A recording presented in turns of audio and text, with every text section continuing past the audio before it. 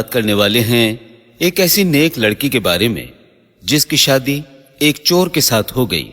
اس کے بعد اس چور نے اس لڑکی کے ساتھ جو کیا اس کو دیکھ کر ڈاکٹر کی بھی آنکھیں پھٹی پھٹی رہ گئی۔ آپ سے گزارش ہے کہ آپ اس ویڈیو کو آخر تک ضرور دیکھیں اور ویڈیو کو لائک کرنے کے ساتھ ہی چینل کو سبسکرائب ضرور کر دیں۔ چلیے دیکھتے ہیں یہ ویڈیو۔ ایک شہر میں ایک چور رہتا تھا جو اپنے کام میں بڑا ہی ماہر تھا۔ وہ کسی بھی جگہ چوری کرنے کے لیے پہنچ جایا کرتا تھا۔ چوری اس کی عادت بن چکی تھی۔ ایک دن وہ چوری کرنے کے لیے کسی طرح بادشاہ کے محل میں پہنچ گیا اور قیمتی اشیاء چرانے کے لیے پسند کرنے لگا۔ اسی دوران محل کے مختلف کمروں میں گیا۔ چلتے چلتے جب وہ ایک کمرے کے پاس پہنچا تو اسے اندر سے بادشاہ اور ملکہ کی آوازیں سنائی دیں جو آپس میں بات چیت کر رہے تھے۔ چور دروازے سے کان لگا کر ان کی باتیں سن رہا تھا۔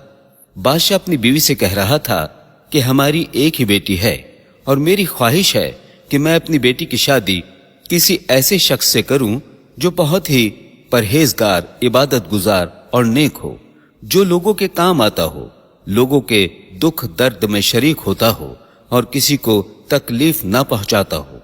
بادشاہ اپنی بیوی سے یہ باتیں کر رہا تھا اور باہر دروازے کے ساتھ کان لگائے چور ان کی ساری باتیں سن رہا تھا۔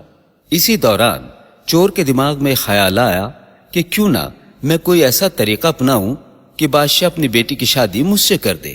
میں بادشاہ کی اپنے داماد کے حوالے سے خوبیاں سن چکا ہوں، لہٰذا مجھے ایک بہروپ اپنانا چاہیے کہ میں ان کی امیدوں پر کھرا اتروں اور بادشاہ بخوشی اپنی بیٹی کی شادی مجھ سے کر دے۔ یوں چوری سے میری جان چھوٹ جائے گی اور باقی زندگی عیش و آرام اور سکون کے ساتھ گزرے گی۔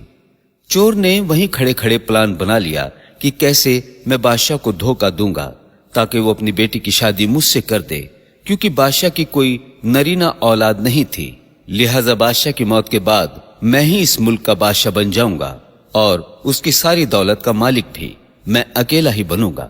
یہ پلان بنا کر چور نے چوری کا ارادہ ترک کیا اور دل میں خیال کیا کہ اب میں چوری نہیں کروں گا اور نیکی اور رحم دلی کا سوانگ رچا کر کہیں ڈیرا ڈال لیتا ہوں تاکہ بادشاہ اپنی بیٹی کی شادی مجھ سے کر دے اور یوں میرا منصوبہ کامیاب ہو جائے گا۔ چور محل سے نکل کر اپنے گھر کی طرف چل پڑا۔ سارے راستے وہ یہی سوچتا رہا کہ کون سا طریقہ اپنایا جائے کہ بادشاہ کو اپنی امیدیں مجھ میں نظر آ جائیں اور وہ مجھے اپنا داماد بنا لے۔ گھر پہنچ کر اپنے بستر پر لیٹا اور بادشاہ کا داماد بننے کا خواب لے کر سپنوں کی دنیا میں چلا گیا۔ اگلے دن وہ چور اٹھا اور شہر کے قریب ایک جنگل میں چلا گیا اور اپنے منصوبے کے تحت وہاں پر اس نے ایک کٹیا بنائی جس میں اس نے رہائش اختیار کر لی۔ چور نے خانہ بدوشی کی زندگی نیک اور پرہیزگار بننے کے لیے نہیں بلکہ اپنی خواہش کی تکمیل کے لیے کی تھی، لہٰذا اس نے وہاں پر رہ کر عبادت، ریاضت کی اداکاری شروع کر دی۔ اس جنگل میں آنے جانے والے شکاری جب اس کٹیا میں ایک شخص کو عبادت و ریاضت میں مصروف دیکھتے تو اس سے بڑا متاثر ہوتے اور شہر جا کر اس کی باتیں کرتے۔ یوں آہستہ آہستہ اس چور کی شہرت تو ہونے لگی، جس کی خبر بادشاہ سلامت کو بھی ہو گئی کہ جنگل میں ایک بہت ہی نیک پرہیزگار، متقی، عبادت گزار شخص ہے جو دنیا والوں سے دور اپنی الگ ہی دنیا بسائے ہوئے ہے۔ بادشاہ نے اپنے کارندوں کو اس شخص کی خبر لینے کے لیے بھیجا تو انہوں نے واپس آ کر بادشاہ کو ساری صورتحال سے آگاہ کیا کہ کٹیا میں موجود فقیرانہ لباس میں ملبوس شخص ہر وقت عبادت میں مصروف رہتا ہے۔